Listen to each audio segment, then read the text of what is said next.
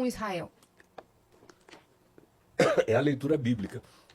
Porque Israel, na leitura especialmente do Velho Testamento, o Novo não. Jesus, quando fala em Israel, ele fala sempre de maneira crítica. Você pega Mateus, Marcos, Lucas e João, você vê a fala de Jesus sobre Israel é crítica sobre aqueles que matam os que Deus envia. Essa é a ênfase de Jesus. Quando chega uma hora, ele diz, vamos para Jerusalém porque chegou a hora da minha morte. Antes não, mas agora chegou. E importa que eu vá para Jerusalém porque nenhum profeta morre fora de Jerusalém. Jerusalém, Jerusalém, que matas os profetas, rejeitas, abominas todos aqueles que te foram enviados. Aí você lê a leitura do Velho Testamento, no entanto, é toda, se você lê o Velho Testamento, é toda anti-Israel. Por quê?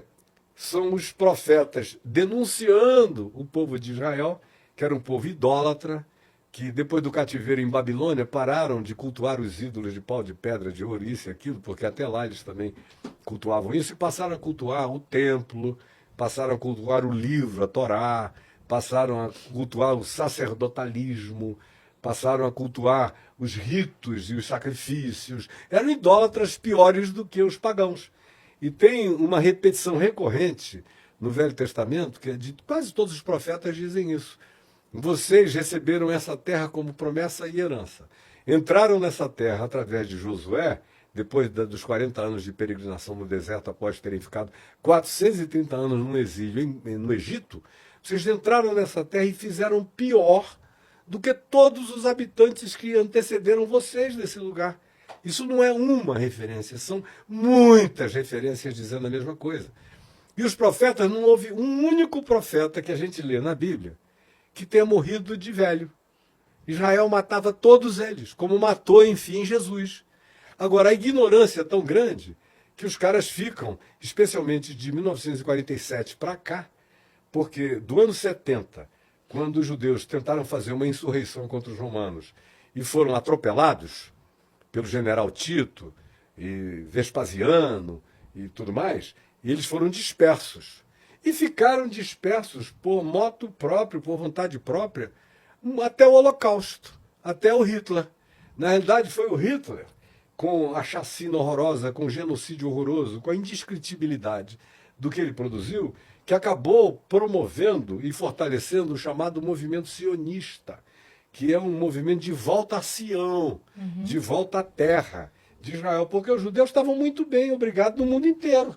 Como tem judeus aqui em qualquer lugar da terra, vivendo muito bem, ganhando dinheiro, aculturados, eles sempre se aculturaram bastante. Foi o impacto e o trauma da Segunda Guerra que gerou, especialmente naqueles que eram os filhos dos massacrados, dos mortos nos campos de concentração, que disseram a gente quer voltar para a nossa terra.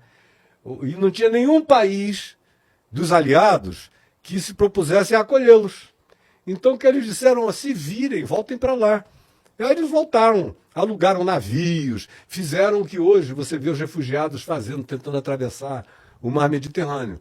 Enquanto isso é bom que se diga e que se guarde na memória, enquanto isso, do ano 70 da nossa era até 1947, sempre houve uma população de judeus, árabes e palestinos, que são povos semitas.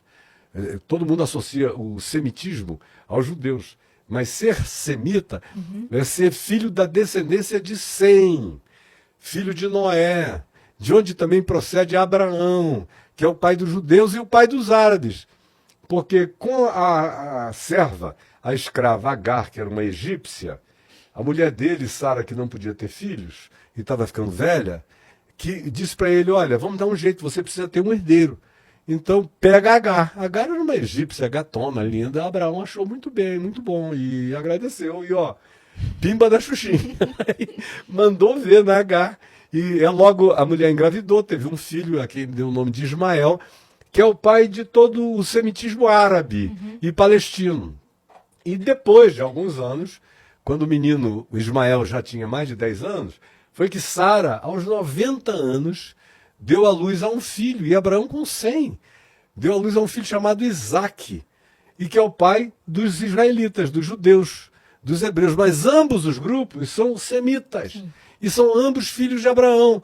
Então, quando você vê o Netanyahu lá massacrando, matando e dizendo que vai eliminar, é uma guerra fratricida. São irmãos matando irmãos. Do ponto de vista genético, corre neles o mesmo sangue, o mesmo DNA, com a mesma história, e todos eles sabem disso.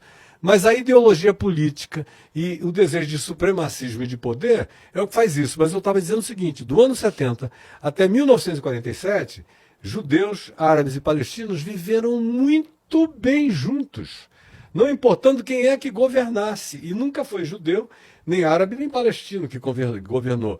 Eles estiveram sob a dominação romana, depois eles estiveram sob a dominação bizantina, constantiniana, eles estiveram sob a dominação dos turcos otomanos. Antes disso, eles estiveram sob a dominação islâmica do século VII para frente, e os turco-otomanos eram também islâmicos.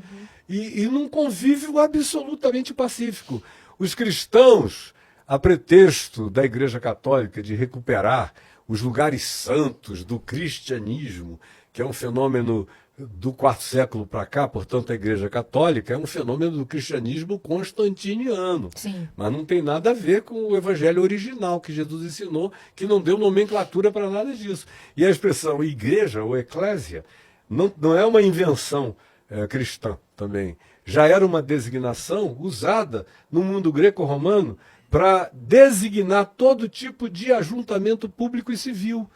Quando um procônsul, quando um governador, alguma autoridade greco-romana convidava a população daquela cidade, reino, para um encontro, para passar instruções civilizatórias ou mudanças de lei, qualquer coisa que o valesse, aquilo ali era uma convocação para a eclésia, para a igreja.